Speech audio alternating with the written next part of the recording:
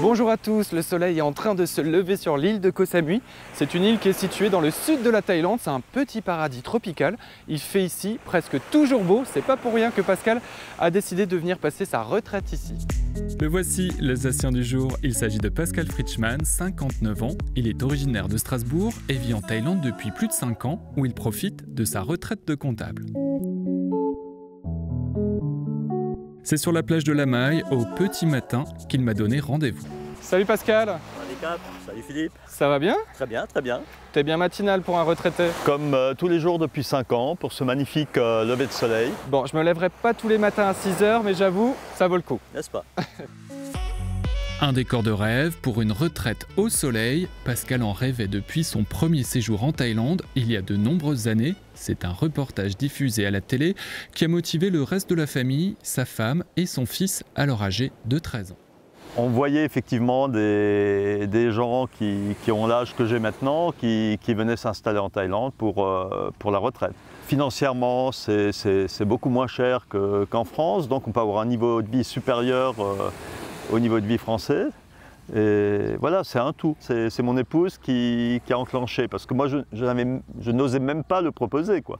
Intérieurement, c'est ce que j'aurais voulu, mais depuis des années, sans voir le reportage. C'est quelque chose qui pour moi, était un rêve de longue date, de finir ma vie dans un pays, disons, plus largement du sud-est asiatique, et pourquoi pas la Thaïlande.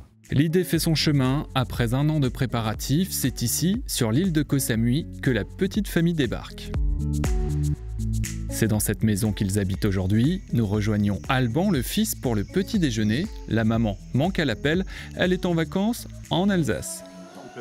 C'est autour d'un bon croissant qu'on discute de l'arrivée de la famille et du fiston sous les tropiques.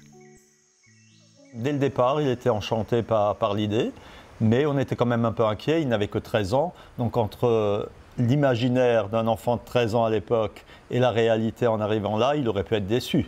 Mais on a été très vite rassurés, ça n'a pas été le cas.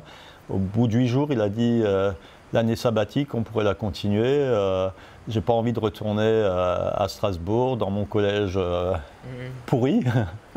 Et voilà, donc il était très vite accro à la Thaïlande. Et encore à ce jour, ça n'a pas changé. La famille s'était donné 1 an pour voir. Cela fait bientôt 6 ans qu'ils sont ici. Pascal connaît désormais l'île par cœur. Il m'emmène à la découverte d'une drôle de ferme. C'est ici qu'on fabrique l'huile de noix de coco.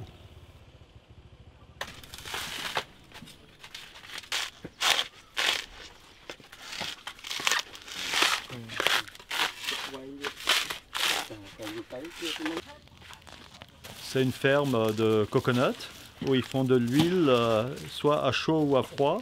Celle à chaud, elle sert à cuisiner et à se mettre sur la peau, sur les cheveux, pour les massages, pour protection du soleil, après solaire.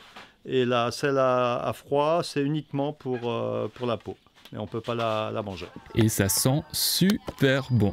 À l'heure du déjeuner, c'est pareil. Dans nos assiettes, c'est une explosion de saveurs. Pour la nourriture ou pour la vie sur place, c'est sans aucun problème que Pascal s'est adapté à son nouveau pays. Je me sens plus thaï que français dans ma manière d'être depuis toujours.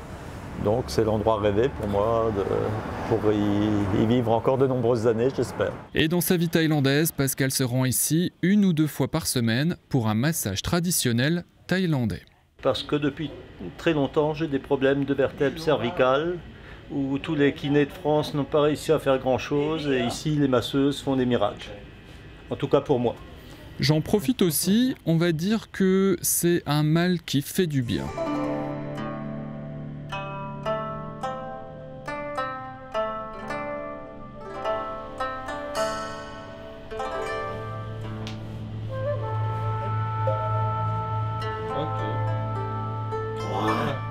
C'est totalement relaxé et avec quelques bleus que notre journée continue. Pascal a longtemps travaillé comme comptable au Conservatoire de Strasbourg. Aujourd'hui, il semble avoir tiré un trait sur cette vie-là. Est-ce qu'il y a des choses qui te manquent par rapport à ta vie d'avant, à ta vie à Strasbourg? Il n'y a qu'un mot, non. Vraiment, même en cherchant, j'y ai déjà pensé. Vraiment, jamais, en presque 6 ans.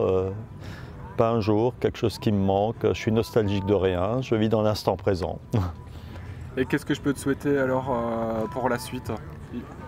Que ça continue comme ça, très longtemps et dans la même forme physique que j'ai pour l'instant.